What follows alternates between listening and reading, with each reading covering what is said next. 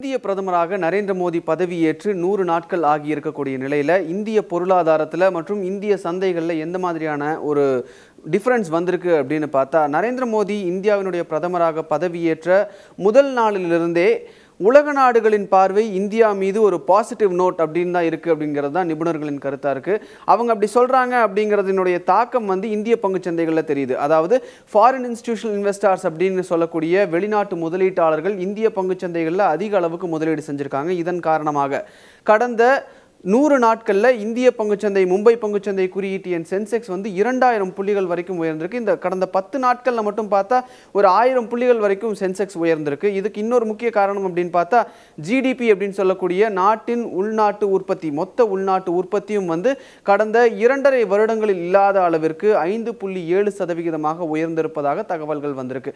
இதுக்கு முன்னாடி 5.3%, 5.4% அப்படின்னு இருந்த ஜிடிபி ஒரு மேஜர் லீப், ஒரு மேஜர் ஜம்ப் எடுத்து இப்போ 5.7 அப்படின்ற பெர்சன்டேஜுக்கு நின்றுருக்கு. அது மட்டும் இல்லாமல் இன்சூரன்ஸ் செக்டார்லையும் டிஃபென்ஸ் செக்டார்லையும் 26% இருந்த எஃப்டிஐ கேப்பை 49% இந்த 100 நாட்கள் எடுக்கப்பட்டிருக்கக்கூடிய நடவடிக்கைகளில் உயர்த்தியிருக்காங்க. இதை தொடர்ந்து நரேந்திர மோடி இப்போ ஜப்பான் பயணத்தில் இருக்காரு. இப்போ ஜப்பான்ல இருந்து வந்திருக்கக்கூடிய செய்தி என்ன அப்படின்னு பார்க்கும் பொழுது, ஜப்பான் நாடு இந்தியாவில் வரக்கூடிய அடுத்த 5 வருடங்களில் 2 லட்சம் கோடி ரூபாய்க்கு இந்தியாவினுடைய உட்கட்டமைப்பை வலுப்படுத்துவதற்காக முதலீடு செய்யும் அப்படின்னு சொல்லியிருக்காங்க. இந்தியாவினுடைய பொருளாதாரத்தை உயர்த்தணும் அப்படின்னா முக்கியமான விஷயம் அப்படின்னு பார்த்தா இந்தியாவினுடைய உட்கட்டமைப்பை வலுப்படுத்தணும் அப்படிங்கிறது எல்லாத்துக்கும் தெரிஞ்ச விஷயம்.